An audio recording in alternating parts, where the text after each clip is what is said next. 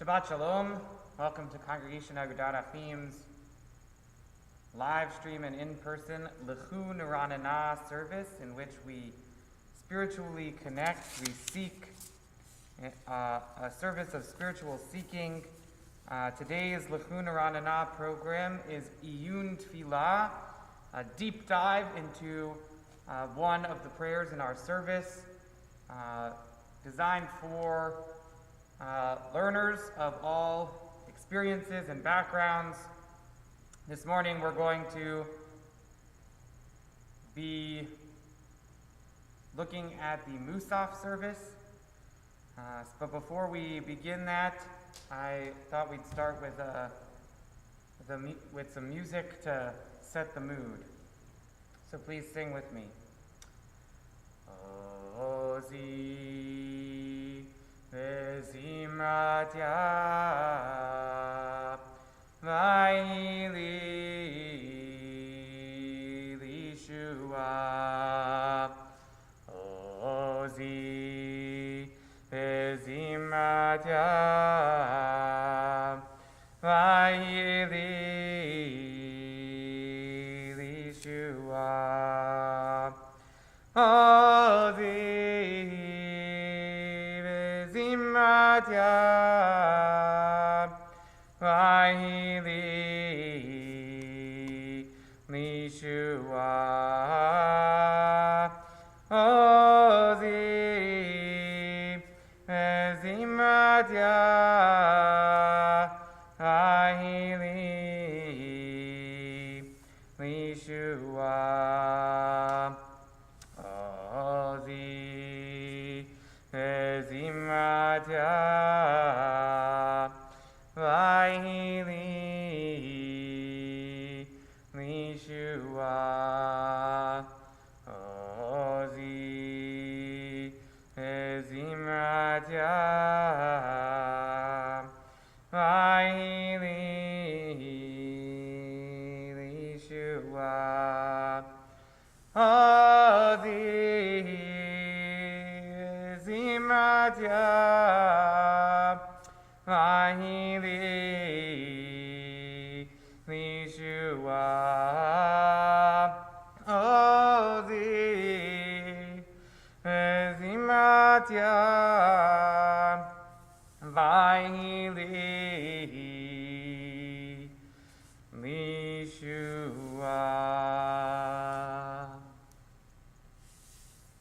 Well, Shabbat Shalom. My name is Rabbi Rafi Spitzer. I hope that you're joining. This is our L'chun Ranana Iyun Tfilah learner service. We're going to be looking today at the Musaf service, which you can follow along in your Siddur on page 432. First of all, what is Musaf? Musaf literally means additional service. And so the Musaf service is the service which corresponds to the special additional sacrifice. There was a sacrifice in the temple that was the daily sacrifice. That corresponds to our morning service. We have the morning service every day. And there was an afternoon sacrifice in the temple, which corresponds to our afternoon service. And there was an evening sacrifice, which corresponds to our evening service. But on holidays and Shabbat, there was a fourth sacrifice, a special sacrifice for that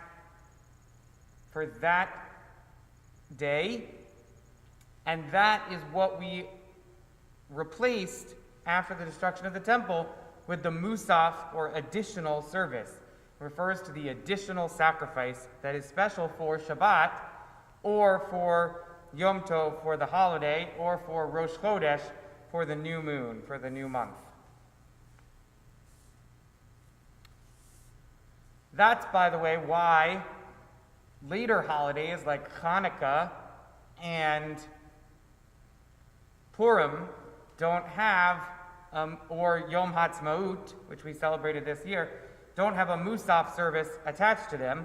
They don't have a Musaf service because the Musaf refers to the sacrifice, so it only applies to the biblical holidays where the Bible, where the 5 books of Moses prescribe an extra sacrifice. Hanukkah and Purim and Yom Ha'atzmaut are holidays that are instituted after the biblical period and therefore don't have a required additional sacrifice. Well, let's take a step back for a moment and talk about what makes a service a service. So every day we have 3 services. Shacharit, the morning service, Mincha, the afternoon service, and Ma'ariv, the evening service. You might ask, well, what about the Torah service? Well, it's a good question. We do have a Torah service 4 times a week on Saturday afternoons, Monday mornings, Thursday mornings, and Saturday mornings. Those are the times that we have a Torah service. But actually, technically, even though it's not actually its own service, it is simply a part of the Shacharit service, part of the morning service. What makes a service its own unique service in Judaism is the presence of an Amidah, the presence of a standing prayer. So, on a regular weekday, we have 3 standing prayers, 3 Amidot, 1 at Shacharit, 1 at Mincha, and 1 at Mariv. On Shabbat, festivals, Rosh Chodesh, we have an additional standing prayer. That is the Musaf Amidah, the Musaf prayer, the additional prayer. And we usually do the Musaf prayer immediately following Shacharit. But the truth is that the Musaf service has no prescribed time. You can do the Musaf service at any time over the course of the Shabbat day, not the evening before. We do have one day of the year where it's customary for us to have 5 Amidot, 5 different services, and that is Yom Kippur. On Yom Kippur, we have the evening service, we have the Shacharit service, the morning service, we have the Musaf service, or the additional service, we have the Mincha service, or the afternoon service, and we have the Ne'ilah, or the closing of the gates service, which has its own Amidah, which has its own standing prayer. Now, on Yom Kippur, we also have a couple of other things. We have something that we call the Avodah service, or the Avodah service. That's actually not technically its own service. It's just part of the Musaf. And there are times where we might call Psukei de Zimra, the verses of song that we do at the beginning of our Shacharit service, we might call that the Psukei de Zimra service. But in fact, Psukei de Zimra is, you can either think of it as part of Shacharit, as part of the morning service, or you can think of it as entirely a warm-up for prayer. It's not really a service at all. It's just some psalms and prayers that we do in order to get ourselves in the mood for prayer. Now, this is our 4th Iyun Tfilah, our 4th learner service of this year, and we've been working our way through the parts of the service. So we started with Psukei de Zimra, we started with the verses of praise, and that week we looked deeply at Psalm 30, which we say right before Baruch She'amar, right before the beginning of the Psukei de Zimra service, which is not really a service, but the Psukei de Zimra part of our service. And we took a deep dive into that psalm. On the 2nd Iyun Tfilah learners service of this year, we looked at the Shacharit, we looked at the part of the Shacharit service that had to do with the Shema and its blessings. And we looked at the themes of the Shema and its blessings throughout through that morning. That is to say, the first blessing before the Shema has the theme of creation, the second blessing before the Shema has the theme of revelation, and the third blessing immediately following the Shema has the theme of redemption. So we talked about the blessings surrounding the Shema.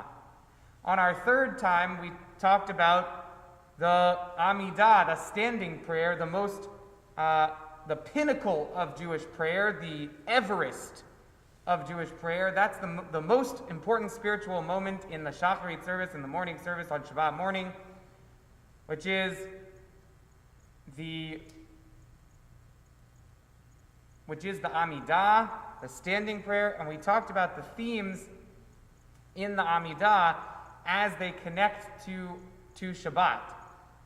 So we talked about how on Shabbat evening we connect the Amidah to creation, to Shabbat as being about the creation of the world.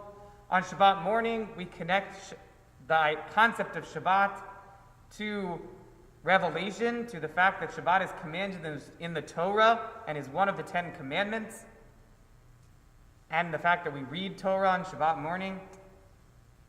And then at Shabbat Mincha, the third service on Shabbat, we connect Shabbat to being a taste of the world to come, Me'ein Olam Haba, and we think about the possibility of redemption. So we showed how creation, revelation, and redemption occurs both in the Shema blessings and in the Amidah. Today we're looking at Musaf. And what I'd like to do is do kind of a comparative translation, paragraph by paragraph in the Musaf, from 4 different Sidurim. The 4 different Sidurim, I have the Koren Sidur with the commentary by the late Rabbi Jonathan Sacks of Great Britain. The Koren Sidur is an Orthodox Sidur. The translation is an Orthodox translation, whatever that means. I have Sidur Sim Shalom, the one that we've been using since COVID started, which is the Jules Harlow edition from the full edition from 1985. I have the Sidur Sim Shalom Slim Shalom edition, which is from 1998. And I have the newest version of the conservative Sidur, the Sidur Lev Shalem, which came out very recently in 2016. And we're going to look at each of these translations. By the way, just for the sake of comparison, the Koren Sidur with the commentary by Jonathan Sacks came out also not so long ago in 2009.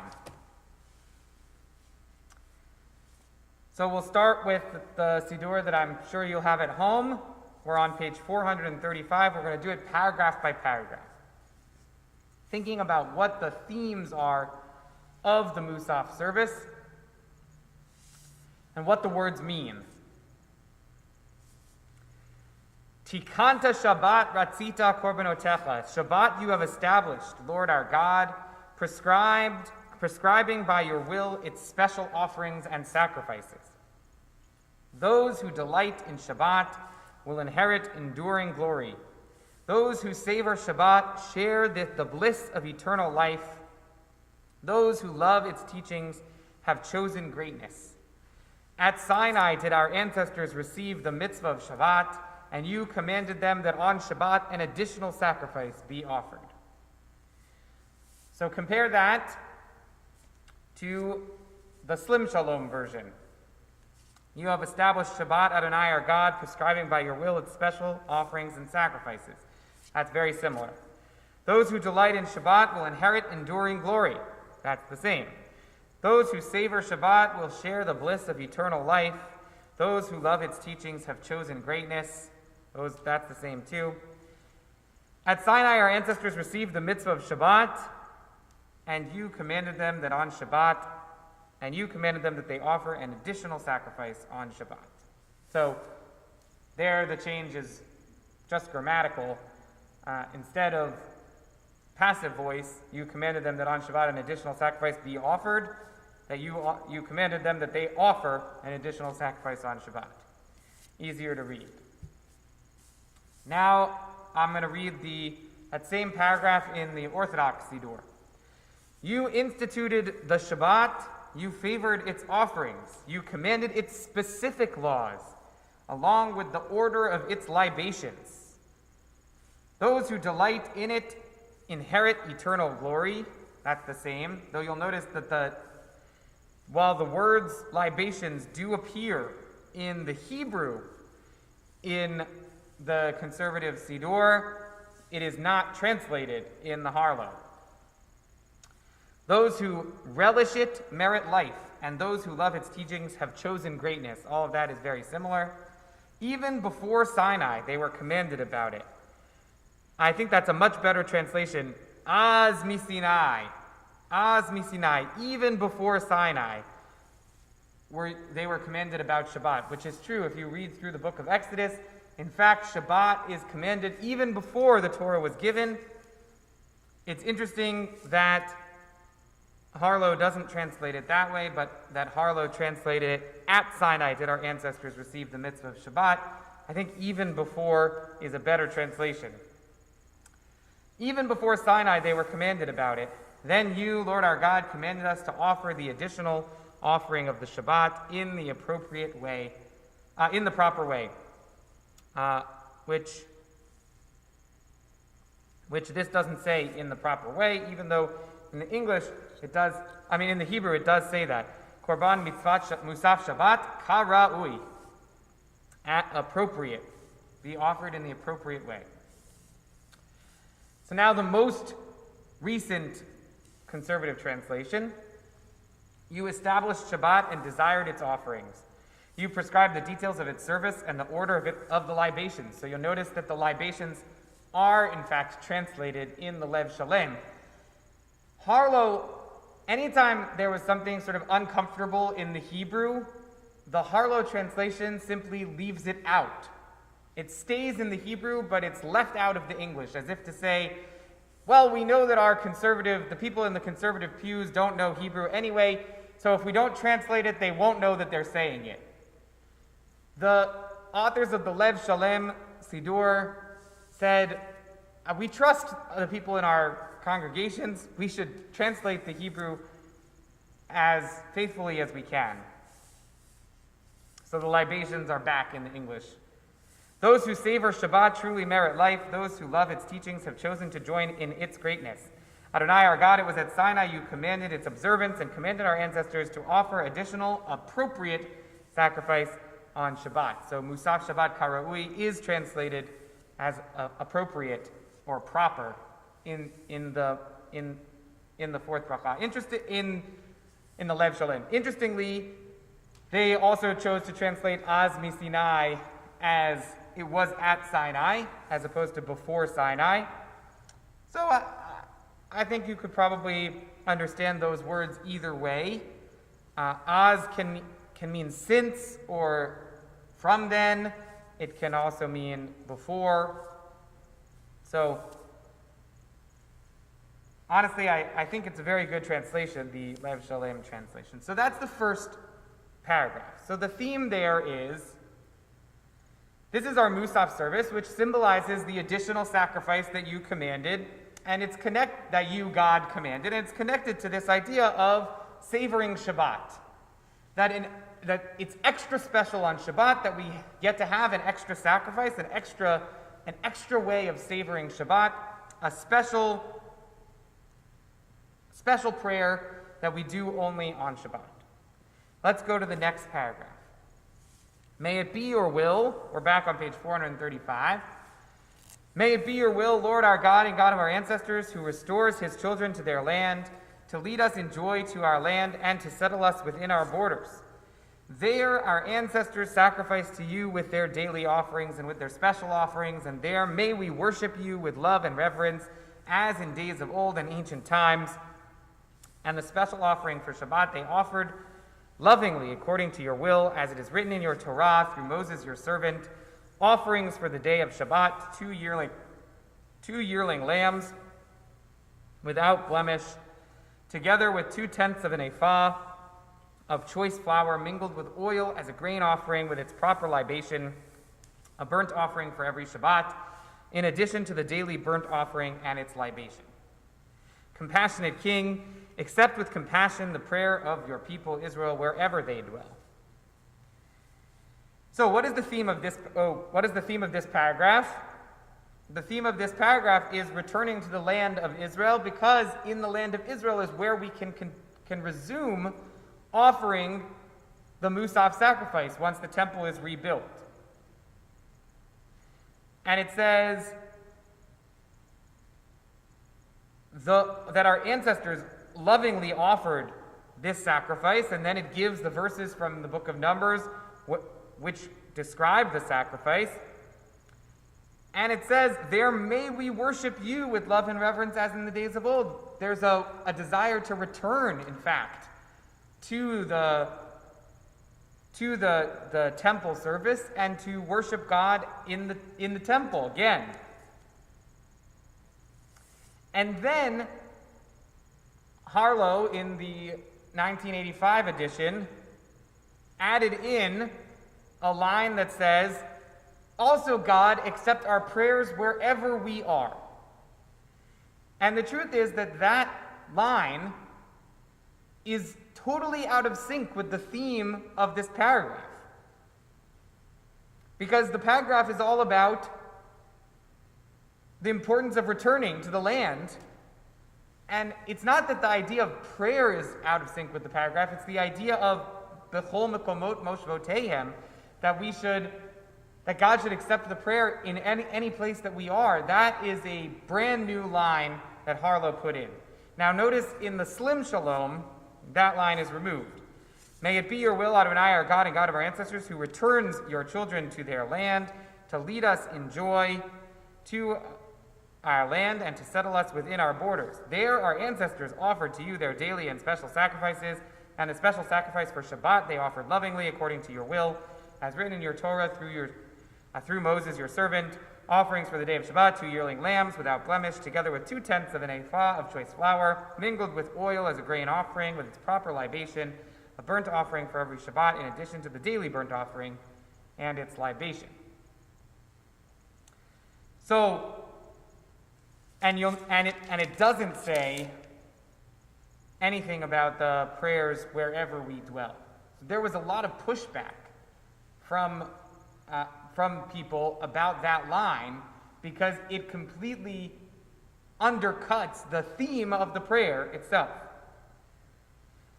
Now let's look at the Orthodox Sidur's version of this prayer, and we're going to talk a little bit about the grammar and the tenses.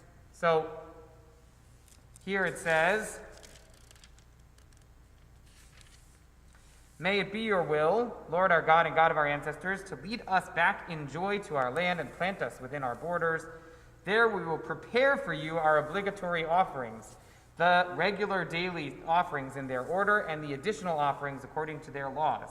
And the additional offering of this Sabbath day we will prepare and offer before you in love, in accordance with your will's commandment, as you wrote for us in your Torah, through your servant Moses, by your own word, as it is said, on the Sabbath day make an offering of 2 lambs a year old without blemish, together with 2/10 of an ephah of fine flour mixed with oil as a meal offering, and its appropriate libation.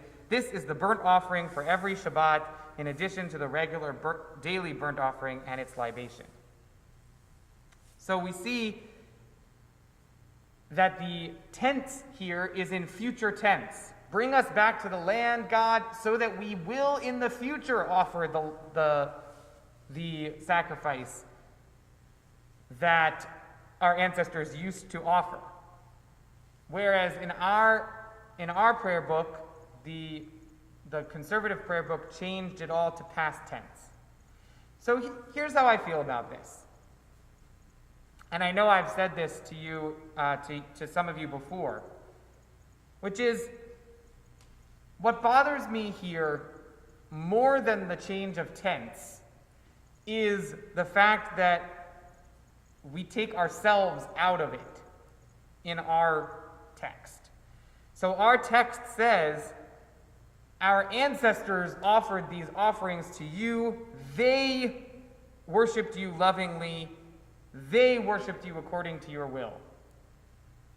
The Orthodox Siddur, the traditional text, says, we will offer these sacrifices to you. We will offer these sacrifices to you lovingly according to your will. My problem is the difference between they and we. I think it's perfectly legitimate for us to change the text of the Musaf service to talk about what happened in the past. If we don't believe truly that when the temple is rebuilt that there will be a Musaf offering in the future, or if we don't want the temple to be rebuilt, or if we don't want any hint that we're praying for a rebuilt temple on the same spot that the Dome of the Rock currently exists, because we don't want to cause World War III, whatever it is that we don't want, I think it's perfectly legitimate for us to focus instead on the fact that these were historical sacrifices that our ancestors offered. My problem is we should just then say, we offered in the past. We. Because after all, like we say at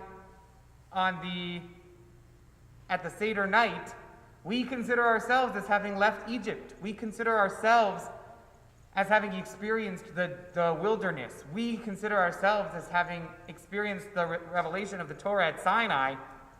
Right now we're in this moment between Pesach and Shavuot as we're counting up toward revelation from redemption, and we're thinking about the Omer, and each day, another day, toward that redemption, toward that true revelation, toward being able to experience the embrace of God's love through Torah.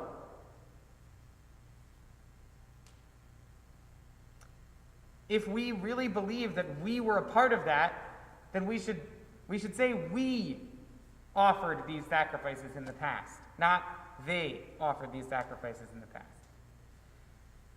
So we'll look at the Lev Shalem translation. May it be your will, Adonai, our God and God of our ancestors, who restores their descendants to their land, to lead us there in joy and to plant us in our borders. I do like the word plant, as opposed to settle. To plant us there, there's some sense of being rooted. And that's also a better translation of V'titaenu bigulenu, plant us there. Where our ancestors once offered to you their sacrifices, the daily sacrifices in their proper order, as well as the additional sacrifices prescribed for holy days, lovingly, the additional Shabbat sacrifices were offered there as you commanded, fulfilling the words spoken in Revelation and written down by Moses your servant in your Torah. And you'll notice that the emphasis of they is sort of taken out. It doesn't say we offered them, but it does say, it does make it so that it feels more like we are a part of it. And then the verses from Numbers again on Shabbat, 2 yearling lambs. Now, that's when we sing Musaf, the repetition of the Musaf, we spend a lot of time on that. Uvayom, uvayom, uvayom, uvayom, uvayom, hashabat. Uvayom, uvayom, uvayom, uvayom, uvayom, hashabat. Which if we translated it would sound something like, on the day, on the day, on the day, on the day, on the day of Shabbat, 2 yearling lambs without blemish, together with 2/10 of a measure of choice flour, with oil mixed in as a meal offering, with the proper libation, a burnt offering for every Shabbat, in addition to the daily burnt offering and its libation. It's a little bit funny that we sing that with the tune, Holat Shabbat, B'Shabbat. So now, just a moment of appreciation for these two paragraphs. The theme here is really tight, right? The opening, God, these sacrifices help us, this mentioning these sacrifices helps us to really appreciate Shabbat in a different kind of way. This is about connecting that sacred meal, that holy meal that our ancestors used to offer to God as a special Shabbat offering, and we're going to mention that sacred meal as a way of reminding ourselves that Shabbat is to be savored. And the theme of the love that God has for the Jewish people, and that we are doing Shabbat out of love, out of a sense of connection, that continues throughout the Musaf service. I think my favorite part is lovingly, the additional Shabbat sacrifices were offered there as you commanded. It's very, very powerful. So we move now to the third paragraph of the Musaf service, which you can find on the bottom of page 435. Those who celebrate Shabbat rejoice in your kingship, hallowing the seventh day, calling it delight. All of them truly enjoy your goodness, for it pleased you to sanctify the seventh day, calling it the most desirable day, a reminder of creation. And that's the 1985 version. Here's the version as it exists in the 1998 version. Those who celebrate Shabbat rejoice in your sovereignty and hallow the seventh day, calling it a delight. All of them truly enjoy your goodness, for it pleased you to sanctify the seventh day, calling it the most desirable day, a reminder of creation.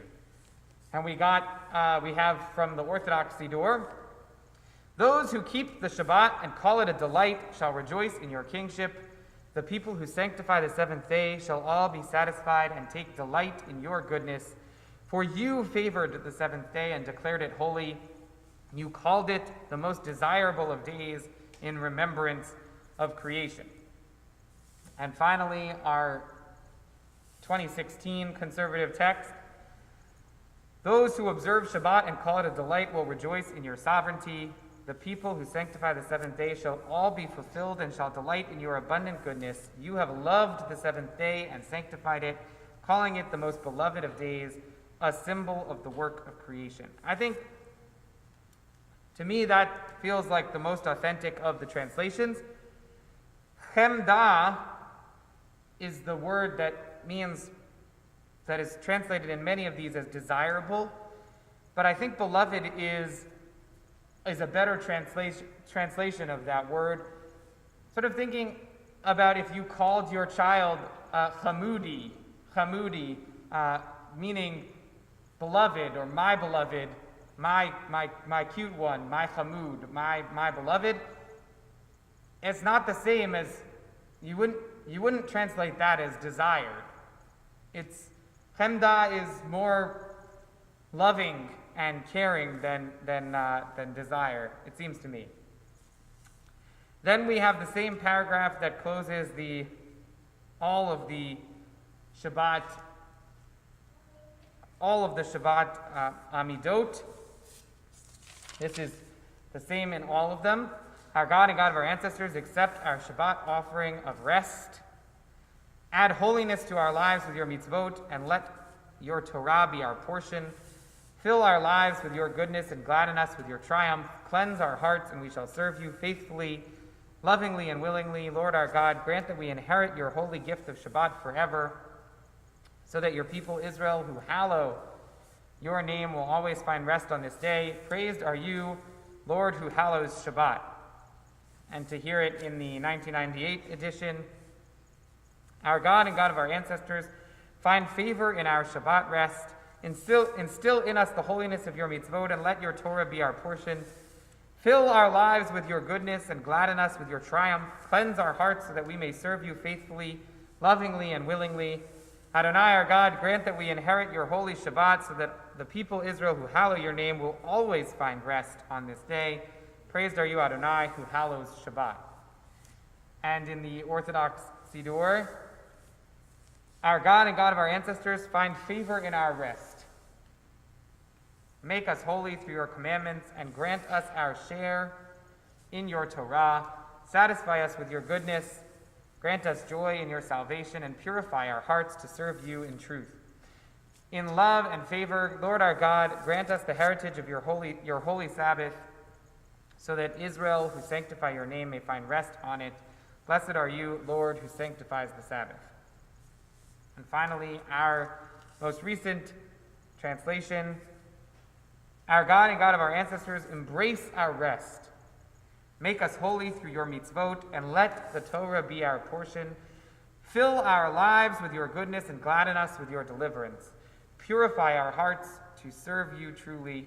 Adonai, our God, lovingly and willingly grant that we inherit your holy Shabbat, that the people Israel who make your name holy may find rest on this day. Baruch atah Adonai, who makes Shabbat holy.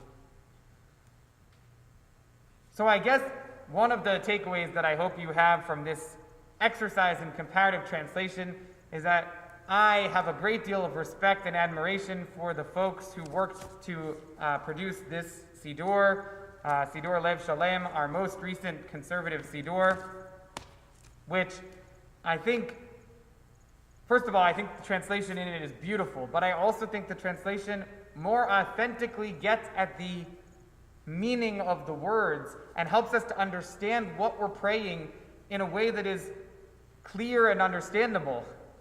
I find in some ways the translation that we have been using in the Harlow Siddurs, both the full Sim Shalom and the Slim Shalom for weekdays, the Slim Shalom for Shabbat and festivals, I find the Harlow translation to be a little bit stilted. Certainly it lies in the sense that it just doesn't translate everything. It carefully omits certain parts of the Hebrew in its translation. As I mentioned earlier, as if to say, we don't trust you to really understand what these words mean. And while I like the commitment of the Orthodox Siddur to the traditional words in Hebrew, I actually think that there is a real sensitivity to the themes of this prayer that our conservative Siddur manages to uphold while changing just enough to make it more true to what we really believe and what we're really praying about. So to zoom back out and to leave us with a couple of lessons before we conclude, the Musaf service is, in fact, its own part in how we savor Shabbat. Similar to the special Shabbat meals, which we're supposed to eat 3 full meals on Shabbat.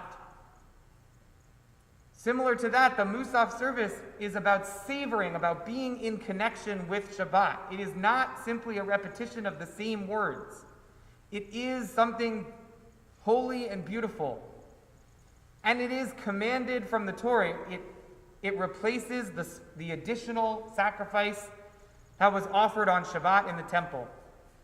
Where the traditional Musaf service says, in the future we will return to Jerusalem and offer these sacrifices again, the conservative Siddur has changed that to focus instead on the fact that our ancestors offered these additional sacrifices in the past. I personally have a problem with the pronoun they in that context, because it feels to me like the Rasha, like the wicked child at the Seder, who says, what does this all mean to you? And by saying to you, he excludes himself. He makes it as if he is not included in the Jewish people. To me, saying our ancestors, they offered these things, as opposed to our ancestors, we offered these things, makes it seem like we're trying to be totally disjointed from them, instead of seeing ourselves as a natural continuation of them. To me, it's not a problem to change the tense of the prayer. It's okay to talk about that this Musaf offering was offered in the past in the temple. That's okay, but say we offered it in the past in the temple. Don't say they offered it in the past in the temple. Because believe that we are a continuation of that tradition. And then the theme of the delight and the love and the savoring of Shabbat, which comes throughout all of our prayers about Shabbat, but especially in the Musaf service, where we are describing that delight that we have of worshiping and serving God in this way. Oneg Shabbat, delight on Shabbat, is part of the mitzvah of Shabbat. Later on today, in my sermon, I'm going to be teaching a little bit about hand washing on Shabbat and the importance of that and how it's connected to this week's Torah portion. But each of these rituals, which have its basis in the temple worship, are still important today because of the themes that they carry out. That is to say, the special Musaf offering of Shabbat was a time where Israelites were in temple period were able to delight in sharing a meal with God, and to do so in a special way. And so we too try to make our Shabbat meal, our Shabbat table, into that kind of a altar, into that kind of a special sacred place where we are able to share a meal with those around the table and with the divine presence. So I hope this Iyun Tefillah, this deep dive into the Musaf service, has helped to add a little bit more significance to Musaf for you. And we will again be meeting for Iyun Tefillah in 2 months' time, in the month of June, for our final deep dive into the end of the prayer service, which we will study the Aleinu together on that one. In May, our Lechun Ranana program will be a musical Psukei de Zimra. We've been alternating. We've been doing Lechun Ranana every month, but every other month it's been Iyun Tefillah, learner service, and every other month it's been a musical Psukei de Zimra. I hope you'll join us for our last 2 Lechun Ranana services of the year. Shabbat Shalom.